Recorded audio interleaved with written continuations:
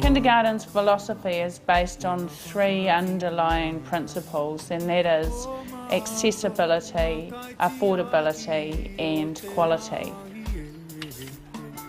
Children's emotional, social and physical well-being should be nurtured from the early years, and you do that through creating environments that support children from their perspective. Hi Ruby. Hi. Lovely to see you. What are you doing this morning? Going to come and find something to do?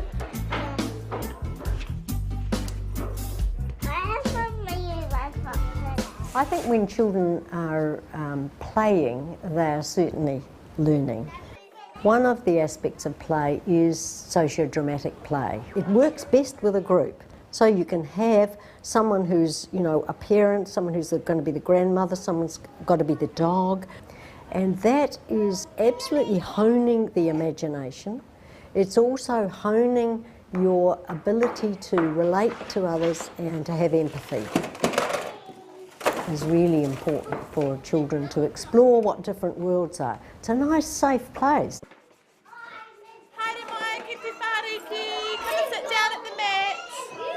Touch your toes. We'll do our karakia first. Kia taku whānau, mea ora, mote kai, kia ora. For our families, friends and food, we say thank you. There are a lot of skills and strategies that teachers bring to the art of having conversations with young children, and qualified teachers do this very well. Really? You are too. So what do you want to say to them? Having conversations where you kind of share the power, where the children are asking questions as well. The teachers are making contributions at just the right time and then coming in with a question. That's a very difficult thing to do, actually. The Wellington Kindergarten Association has very good teachers who just doing that all the time and automatically.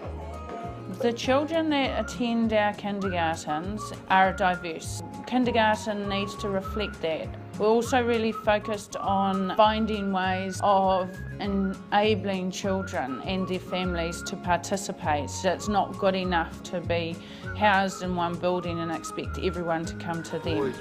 The Kindergarten Association runs a home-based education service called Ituao. We're targeting Pacific families in Canis Creek and Waitangiroa, but our program's not exclusive to Pacific families. A lot of our educators are actually family members of the children that they're looking after. We've got grandmothers, we've got aunties, we've got older cousins. So we decided, starting the service, that all our educators will be trained before they can be a caregiver in our program. And that's why our program seems to be working at the moment. We come here every Wednesday for playgroup. They love it.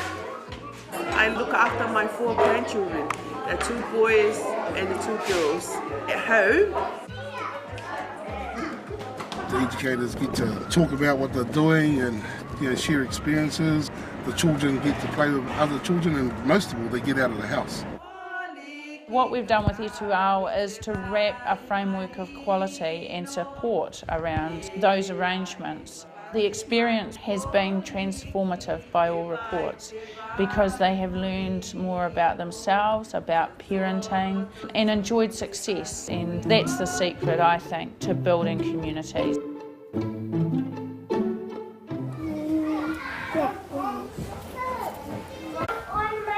Being ready for school is sort of just being comfortable with who they are, having exposure to a variety of experiences. So, for instance, even in literacy, just being exposed to letters everywhere. It's in our puzzles, it's on the walls, on the signs, outside in the sandpit. you want me to write it a bit bigger for you? Yeah. So you'll be able to see it and copy it. If they've had exposure to being able to use crayons and pens, use scissors, confident to stand in a group, to work with and alongside their peers and with teachers, then that will help hugely with the transition to school. Sometimes we say it's sort of, we transition them for life, and the next step from kindergarten is school.